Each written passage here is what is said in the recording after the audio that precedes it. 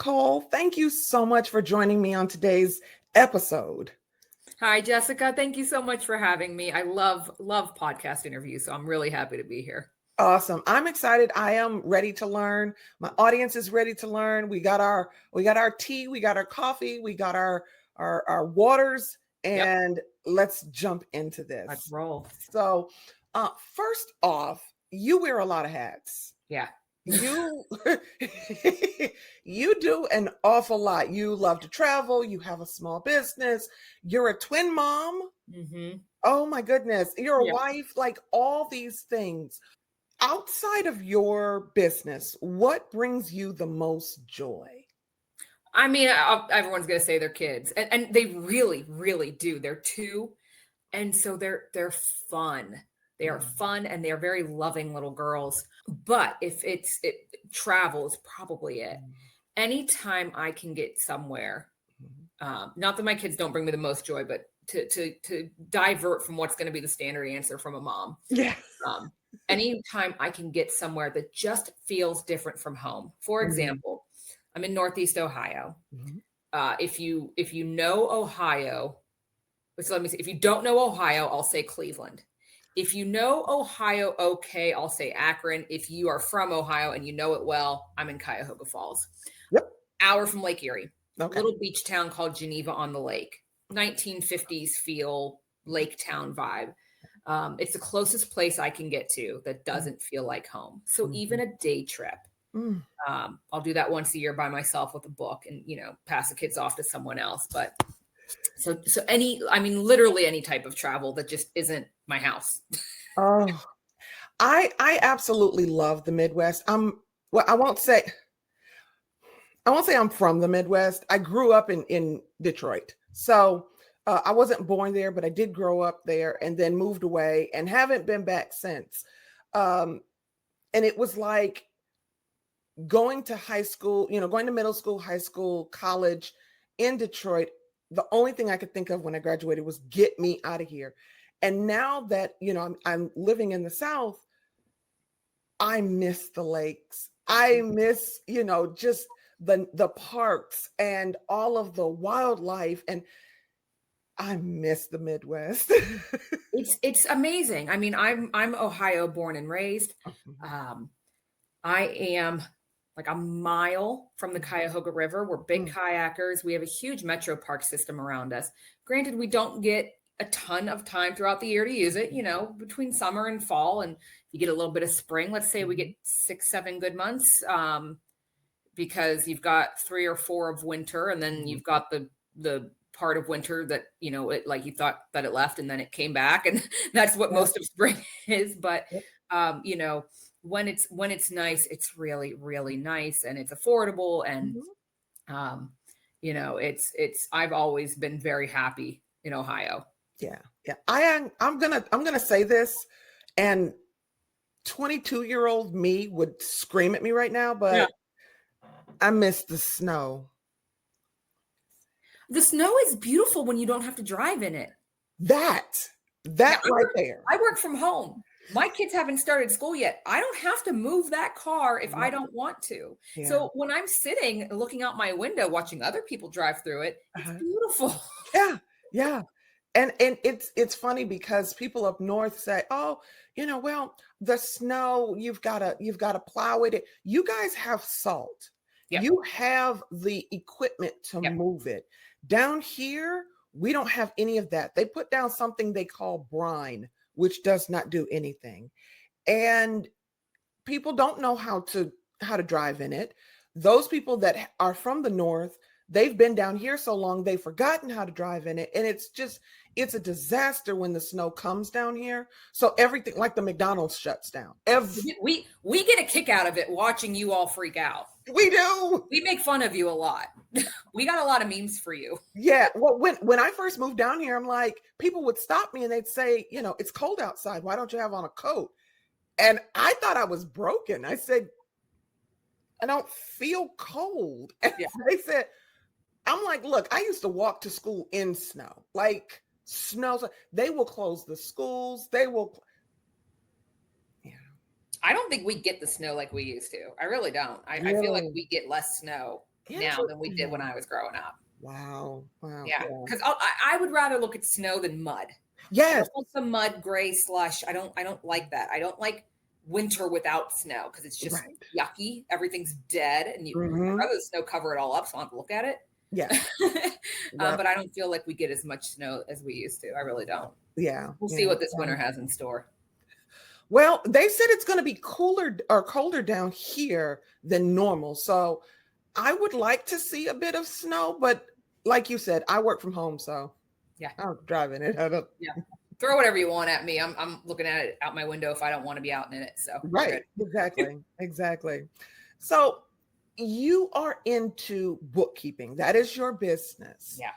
But specifically bookkeeping for real estate agents or real estate people in the real estate industry. People in the real estate world. Okay. How did you get into My that?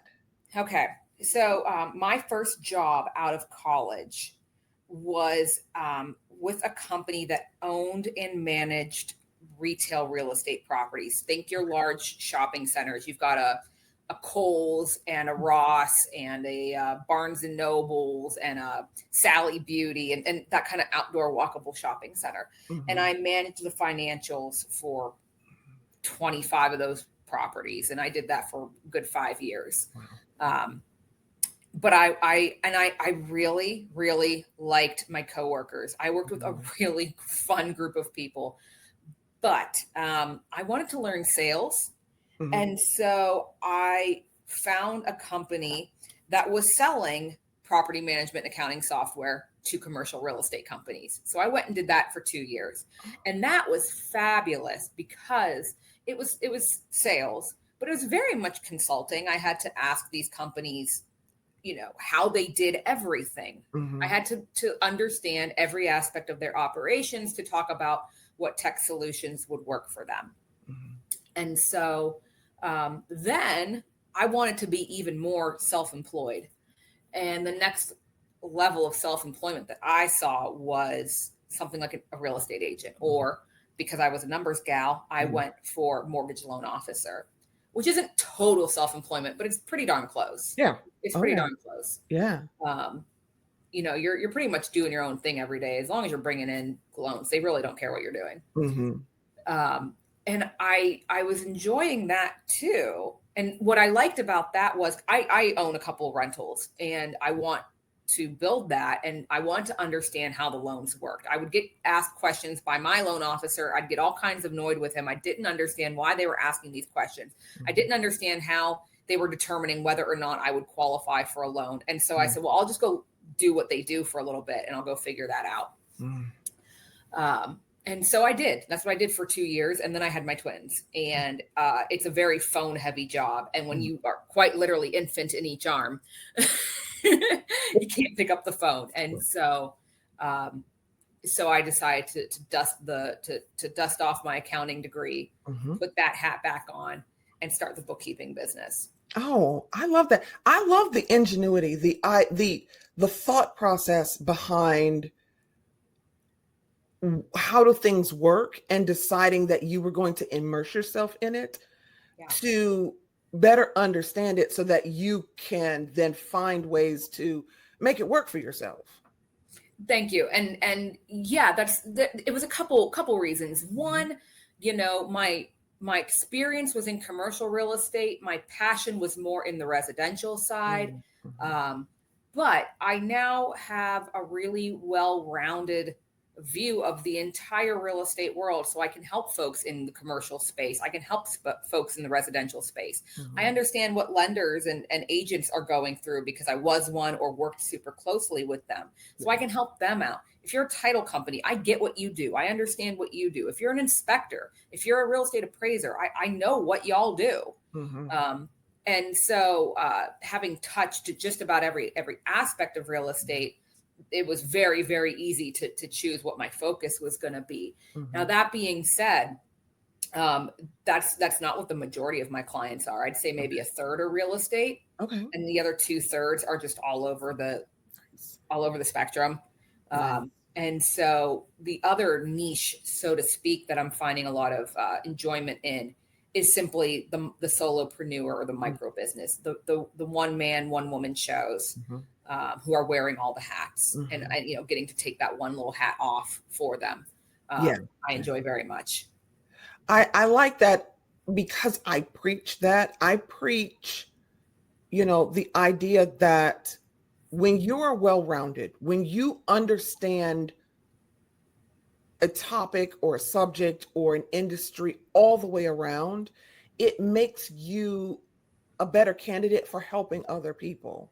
I have done web design, I've done digital marketing, I've done analytics, I've done usability, I've done accessibility. So when you talk about the world of digital, I know the whole thing front and back.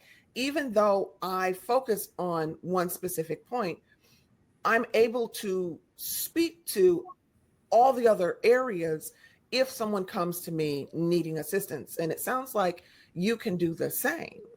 Yes. Not only have I worked with businesses as an employee, you know, when I was in the W-2 world or in the mortgage loan officer world, but I operated rental properties. That's a little small business in itself. My dad and I were renting out a car on Turo for a while, which is like Airbnb for cars. So there's a business in itself. I, right before COVID hit, when my now husband and I were talking about getting married, I saw, I was on Pinterest and I saw a little wine bottle with a bunch of twinkle lights in it. And it said something about, you know, long live happily ever after or whatever. And I went, oh my God, there's my wedding center pieces. And then I thought, well, why don't I put Happy Mother's Day and Happy Halloween and Merry Christmas? And so now there's a business that I've been doing for about 5 years. So now I know a little bit about inventory and such. And then getting to consult real estate companies for all those years when I was doing the tech stuff and understanding not just how to help a company find a tech solution, but knowing how to demonstrate, how to teach how to use the tech. And, you know, they always say, if you want to get really good at something, go teach it. So that makes it really, really easy for me to jump into just about any accounting or bookkeeping software and find what I need to find. That doesn't mean I will work in any software, but, you know, I'm not intimidated by learning any kind of new technology or new platform or new software. I love that. Now, with respect to accounting and bookkeeping, how did you said you went to school and you wanted to put your accounting degree to good use. How did you select accounting? Like, is that like a background in your family, or how did you get into accounting? Oh my gosh, I love this story. I am not math brained. If I could, you know, they always say, what's your dream job? It's like watching history documentaries. That's my dream job. Just pay me to sit and watch Civil War or Revolutionary War or, you know, a Reagan documentary, anything.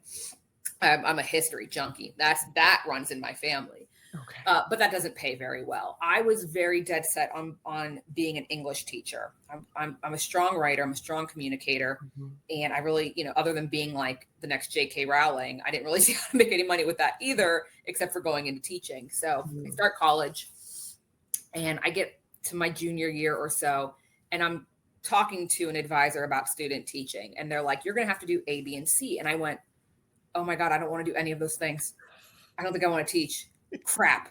And so part of it was a financial instability too, of teaching. And I had done a summer job at a daycare and kind of got a glimpse of what we're like dealing with the parents would be like. And a lot of it, there's very little control for teachers. I still think it's a wonderfully noble profession. I wish y'all made doctor level wages. I still advocate for them when and how I can. I just didn't want to do it. And so I printed out a list of every single major my university offered. I went to Kent State University, and I crossed off everything I knew that I did not want to do. And I kept coming back to business. And I think what appealed to me was, you know, my life plan from the age of 10 has now been disrupted. I don't really know what I want to do. I need something broad. Kept coming back to business. And someone told me, you know, that accounting was a language of business, and that it was very easy to go from accounting to say marketing or accounting to finance, but it was much harder to go from marketing to accounting. So I said, you know what? I don't know what I'm going to do. My father had demonstrated, he went from sales to IT to trucking to now notary. And so I knew firsthand that what you started with did not have to be what you finished with. And so I said, let me just go and make some money and I'll figure out what I want to do later and I'll figure out how to get to it. But if I've got this foundation, this language of business that I can speak, sounds like I can go almost anywhere. If I decided that, I wanted to be an author, maybe I would just go be an accountant for a publishing company and I go learn the business that way. So I saw this window, this opening to literally any business that I ever wanted to get into. And so I went and I switched majors and I've never looked back. Never. I did regret it for a little bit, getting the degree and everything, the money, the student loans. Now that I'm using it again, because there was a time I wasn't using my degree and I was like, crap, I've got all these loans. I'm not even using this degree. Why did I do this? Well, now that I'm using it again, and now that I see the doors and the windows, they all felt shut for a little bit. And now they've all opened up again. And I'm like, all right, let's go. Awesome. Well, your skills are necessary. And the reason I say that, small business owners, solopreneurs, just people out there running businesses, wearing all the multiple hats, they don't look at their numbers. They're afraid to. They find fear in, hoping that the numbers, we're going to close our eyes and hope that the numbers are correct and that everything pans out. Do you find that when you first start working with small business owners or solopreneurs, that they kind of come to you, just here, take it. I don't want to know what it is? No, actually, I don't. I find that they know it's important, but they don't know why or how to get there. So they're kind of looking for the hand holding. Their eyes are open, but they don't know which road to take. And I, even with the accounting degree, have done it. I, for a year or two, especially after the girls were born, really, really neglected my own bookkeeping in my rentals and in my little handmade wine light business, which, was not huge, but is bringing in a low 5 figures and, still had no idea how much of my gross sales I was actually keeping. Had no idea how much of my gross, I knew that my rental income was more than the expenses that I jotted down on a napkin. My bank account was never getting it, it wasn't going down, but it wasn't going up either. And I was like, what the heck? And I had to sit down and go through like 2 years worth of stuff to try to untangle it all. And I have an accounting degree.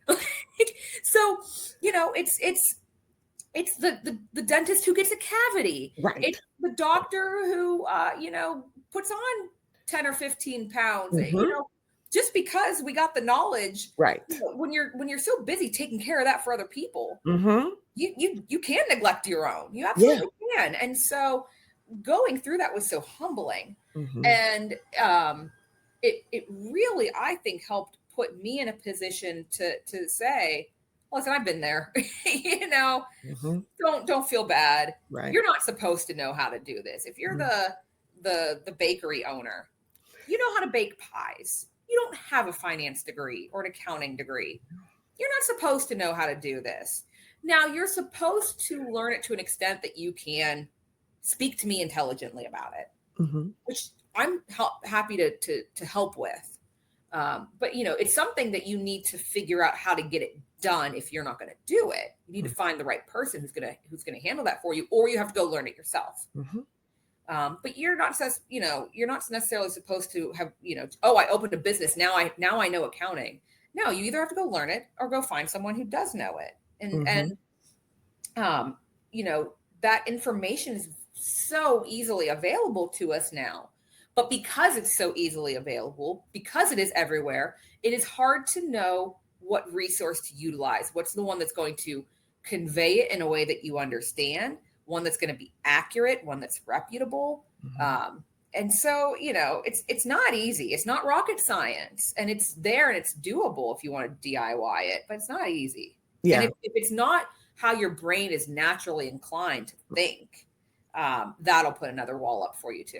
Yeah, absolutely. It's funny. I chuckled when you mentioned bakery because my mom used to have a website, and she worked with small bakery owners, home-based bakery owners, and across all these different states. And she actually worked with the ladies up in Minnesota to get a home cottage food law created for their state that essentially allows people to bake from home. But one of the things, every time she would consult with a new bakery owner, they said, "Oh, I'm making a whole lot of money." And she said, "Okay, great. Let's take a look at your numbers." And they said, "Yeah, so I made $600." And she said, "Well, how much did you spend on ingredients?" And they'd go, "Huh?" She said, "Well, how much was the booth rent?" What? She said, "You have to back that out of what, and it's funny because when you're running a business, like a business, you do have those things at the forefront of your mind. Yeah. But when you kind of look at your stuff as like a side hustle or something that I'm doing on the weekends, it seems to slip your mind that every single solitary thing ends up being part of your, you have to deduct that from the money that you made that weekend. So that made me laugh because I remember those poor women. They're like, "Huh?" Yeah, I made $600. How much did you spend? $595. Woohoo! It's like, okay, well, that's great. Let's walk through this. Yeah. So, but you mentioned specifically solopreneurs. As you are working with folks that do have so much on their plate, oftentimes solopreneurs don't see themselves as the kind of folks that need outside help. And I don't know why. When I speak with folks where they're the only one, oftentimes they're the only one because it never dawns on them to ask for help. It's like, "Oh, bring on a consultant. Oh, bring on, a bookkeeper or an accountant." Oh, and they are doing all of this DIY stuff, kind of Googling their way and chat GPTing their way through it. Why do you think that is not necessarily the best option, depending on, the level of income or how difficult your accounting setup is? For a couple reasons. One, the IRS doesn't care whether you are educated or not, or whether if you make a mistake and it leads into your taxes, the IRS comes knocking on your door. They will not accept the excuse, "Well, I'm so new at this. I'm doing this all myself." Like they don't care. So that's one thing. And what my benefit is, a lot of time, these businesses are going to go to a tax preparer. They do know. I mean, yes, there's TurboTax, but taxes are where people tend to get scared of doing it themselves. Yeah. So they do tend to go to a tax preparer, and that tax preparer is usually one who says your books are a mess. So we've got that working in our favor of these tax preparers saying, you need to go get help. The other reason is obviously time. If you spend 3 hours doing what I can do in 20 minutes, what did you not do in your business operations to actually go make money? If your customers, if your effective hourly rate, we all have an hourly rate, whether we no matter how we are, no matter what our business is, no matter what we do, no matter how we bill our clients and customers, we have some sort of hourly rate. If mine is, I'm going to use super low numbers. If my hourly rate is $1, and yours is $10, why would you want to spend an hour doing bookkeeping? Right. You just spent $9 to do your own bookkeeping. You didn't save anything. And then the next reason is, yes, there's Google and there's ChatGPT, which, you know, even accountants, I Google things sometimes because I might come across something that I haven't touched in a couple of years. Mm-hmm. And it's usually, well, I think it's this, but I'm not totally sure. Let me check. So I go Google it. If I didn't have the accounting degree, I don't understand what Google is telling me. Right. I'm not going to understand, you know, what the guidance is on that thing. Mm-hmm. And so again, unless you want to go take a basic accounting course, which you might want to go do, I'm not dissuading that. I'm not saying like, oh man, that's terrible. You know, if you want to be a business owner, it's not a bad idea to go take an accounting class at a community college or mm-hmm. online or something like from somewhere reputable. But even if you do that, you might say, I know how to do this myself and I freaking hate it. I put it off because I don't want to do it. I put it off because I don't have the time to do it. Mm-hmm. You know, if you've got customer orders piling up, are you going to go take care of them or are you going to go do your bookkeeping? Right. Well, if that goes on for 2, 3, 4 months and that bookkeeping just gets taller and taller, you know, is it a stack of paper receipts? Because I'll tell you what, Walmart, you know, if you were buying a supply at Walmart, they don't write down like one bottle of glue.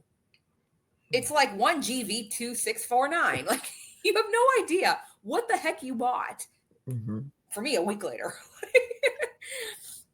You know, but 2, 3, 4, 5, 6, 12 months later, you will not remember what the heck you bought. Mm-hmm. Mm-hmm. And so now, you know, tax time's here. You're trying to get all this data in. You're now trying to go look up what you bought, and you're spending 3 times time-wise what you would have spent. And let's not even put a dollar on it. If you're spending your standard 40 hours a week, just taking care of your clients and customers. Mm-hmm.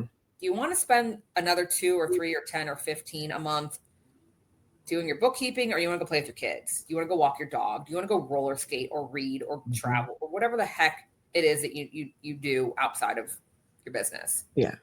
Yeah. The reason why you started your business, so that you would have the extra time. Yeah. What's the phrase? It's like, I only work half days and I get to pick which 12.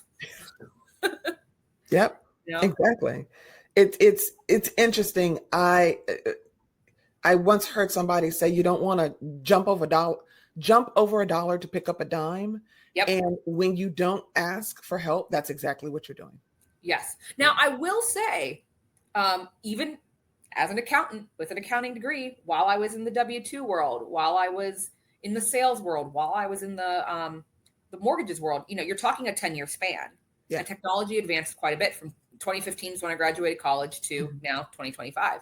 Mm-hmm. Had no idea this whole remote accounting, freelance accounting, and bookkeeping world had opened up while I wasn't looking. Had mm-hmm. no idea. It was actually my father who heard an advertisement for a go be a bookkeeper course.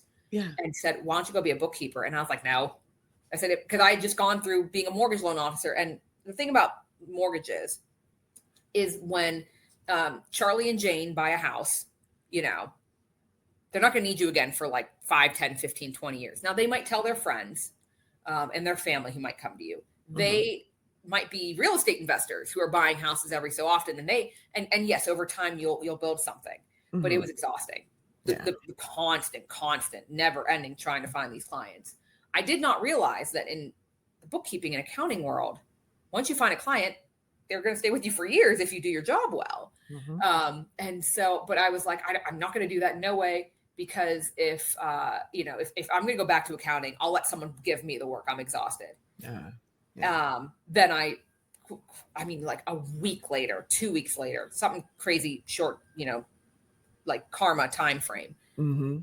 was listening to the Side Hustle Nation, the Side Hustle show. Yeah. And they had a bookkeeper on. And once I heard someone who does it talk about it, I was like, oh, I'm done. Yeah, that's it. That's me to a T. Yeah. But you have to see it. You You have know, to, so there it's a possibility, especially I have some because I do, an Etsy shop and more mhm, the handmade artisan, mm, the Amazon sellers and such.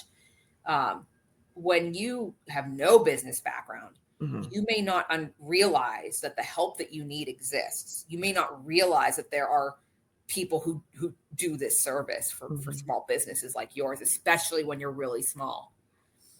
So I think that's part of it is when people enter the business world, there's a level of education they may not have about what you can mhm. outsource, especially when you're tiny. Yeah, yeah, absolutely, absolutely. It's funny, you said, I knew what I wanted to go into when I saw, and I'm dating myself. I am dating myself. But when I saw Sandra Bullock in The Net, Okay. and she ordered pizza. Now, I'm a little girl, okay? She ordered pizza and was working from home. This was pre-2000. I said, I want to go into tech. I don't care. You get to order pizza and work from home, and I'm going into tech. I'm going into tech, and nobody can stop me. Well, it's funny because I had a bit of a moment, not quite like that. But my cousin and his wife, after they graduated college, moved to Texas and had their child in Texas. Mhm. And we're all in Ohio. She had some family on her side in Texas. She had like some uncles or something. But my cousin Ryan, he had no one from our side of the family in Texas. And so when they did eventually decide to move back so they could be around more family, they told me what they were spending on daycare. Mm. And I'm years from. I didn't even know. I don't think I even knew my husband yet. Mm. So I'm good 5-8 years from having kids, and I thought I'm not paying that. So I'd better figure out now what I'm going to do when kids come. I know they're years away, and I got years to prepare. So let's go figure it. Let's start. This needs to be on my radar. Mhm. And I knew that sales was going to get me into that more independent world. Mhm.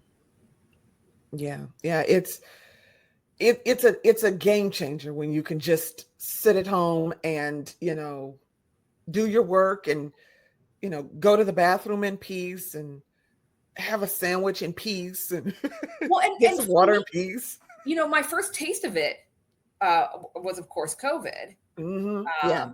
and I remember having a lunch break or something and cutting the grass. And then I got off of work and I went, oh my God, I don't have to cut the grass now. It's already done. Those little things that I was able to get done. Now, I will say, my favorite uh, setup was more hybrid. Okay. Now that I have children at home, I can't go to an Yeah. office, and Yeah.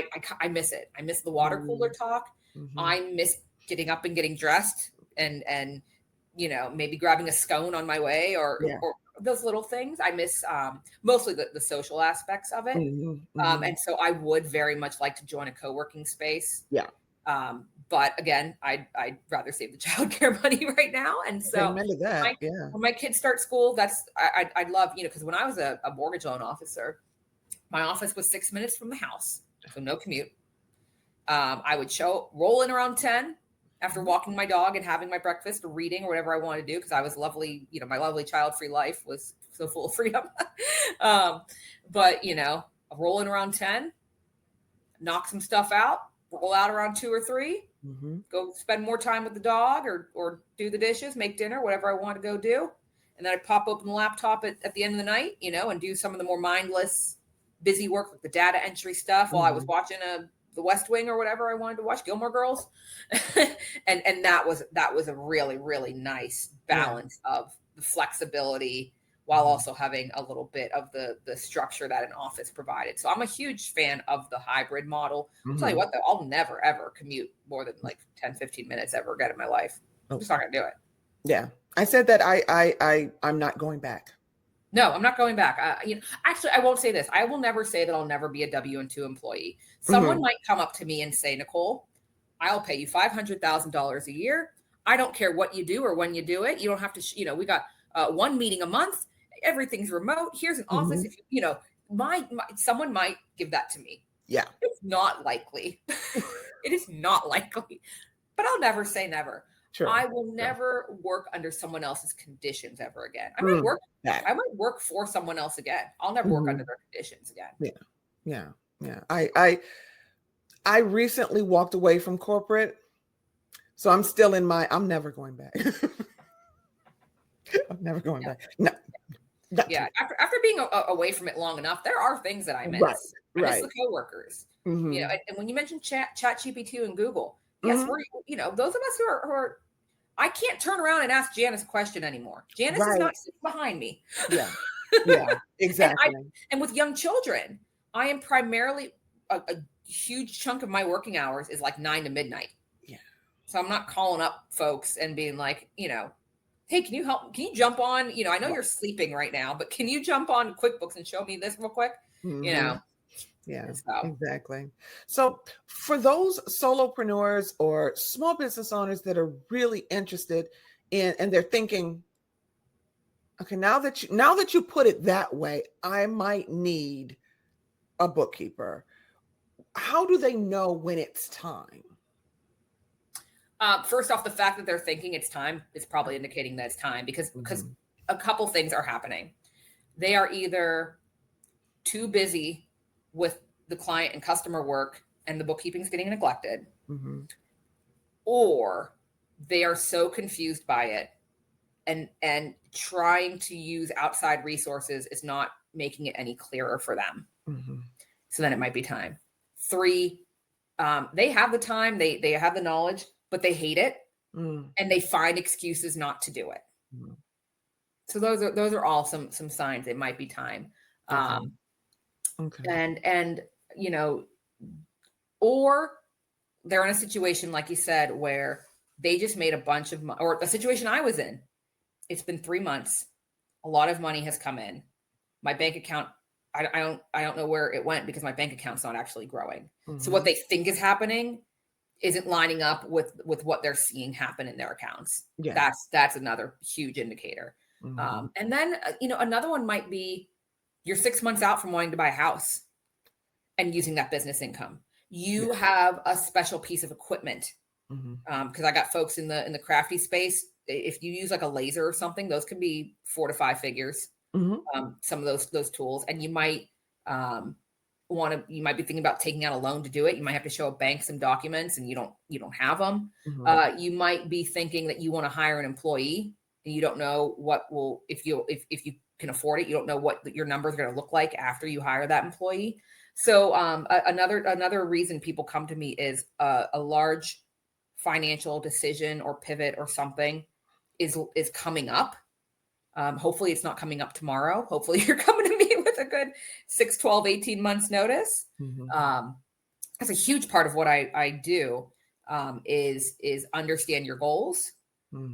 I monitor your financials to see whether we're moving towards or away from those goals. And we talk about the why and the how and what we can do to make it right. Okay. And if somebody, so folks, because I know somebody's thinking right now, I need that. What can they do to prepare to work with a bookkeeper? Or can they just come with their shoebox? I mean, please don't be so scared of your shoebox that you don't come to us. Again, I love using the doctor or the dentist analogy. Dentists see some screwed up teeth. I mean, they see some nasty, nasty stuff. Your mouth, they're not going to remember your mouth in 6 months.